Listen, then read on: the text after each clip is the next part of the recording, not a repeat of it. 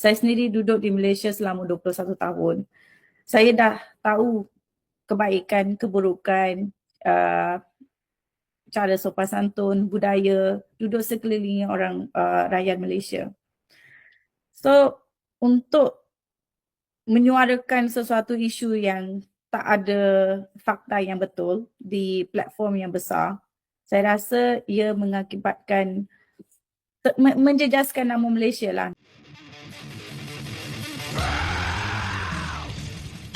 Apa yang dia cakap tu tak betul. Dia telah menjejaskan nama baik Malaysia.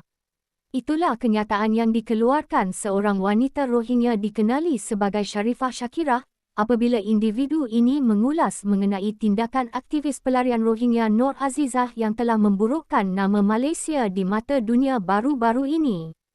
Menerusi potongan video yang dikongsikan di akaun TikTok di ZBB Mainstream Official itu, wanita ini menganggap Malaysia bukanlah seperti yang dikatakan, malah selama 21 tahun dirinya membesar di Malaysia, beliau sudah mengenali budaya rakyat Malaysia yang menyantuni warga Rohingya walaupun tidak diiktiraf sebagai rakyat tetap.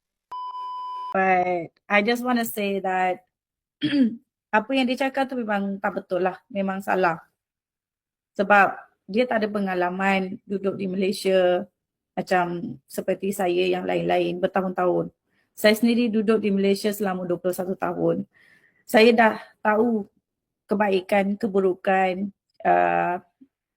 cara sopan santun, budaya, duduk sekelilingnya orang rakyat Malaysia.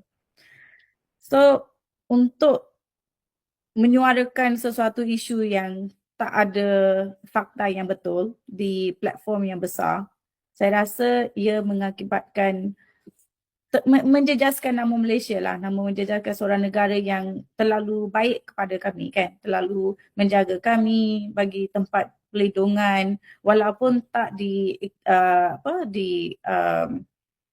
iktiraf kan, tak diiktiraf ya. So kami tetap ada cara yang boleh hidup lah, boleh cari makan lah kan. So untuk dia cakap benda tu, ia bukannya hanya menyakitkan rakyat Malaysia, yang menyakitkan rakyat kumpulan komuniti Rohingya kami sendiri. Sebab kami tahu cara kami hidup di sana. So apa yang dia cakap tu memang tak logik, tak betul. And ada caranya kita sebagai aktivis, sebagai leader ni, ada caranya kita untuk bercakap. So dia bukan seorang yang dipilih oleh rakyat, oleh kaum Rohingya ni sebagai leader. She is not a leader to us kan, sebab kita tak ada proper leadership for now. So tetapi itu adalah pandangan dia sendiri. And she is one of us kan, one of the person yang ada pengalaman dia sendiri. So dia cakap benda tu, it doesn't represent all of us entirely. So disebabkan opinion dia, pendapat dia, kalau sekauman kami, seluruh Rohingya community di Malaysia, kalau dianiaya, dibenci, dimaki, saya rasa benda tu tak adil lah. Kan? Memang saya pun bersetuju yang dia sepatutnya datang menjelaskan her stand kan. Tetapi kalau dia tak boleh buat ataupun tak mampu, and I don't know what's the reason, mungkin security ke, I don't know, I don't want to defend. Tetapi saya sebagai Rohingya yang bertanggungjawab and sayang and bersyukur kepada rakyat Malaysia, saya rasa saya boleh minta maaf lah to the Malaysian yang tersakit hati dengan her words and her action, and kami minta maaf. Kami selalu bersyukur dan berterima kasih kepada rakyat Malaysia, and trust me, walaupun saya di United States, cara kami bercakap dekat rumah pun masih dalam bahasa Melayu dengan adik-beradik. Kami ada je time to time akan masak nasi lemak, ada je time to time kita akan buat makanan Melayu, ada je kita akan ingatkan cara kami bersekolah ke sana, bergurau, because that's the life that we go through. We memang bersyukur.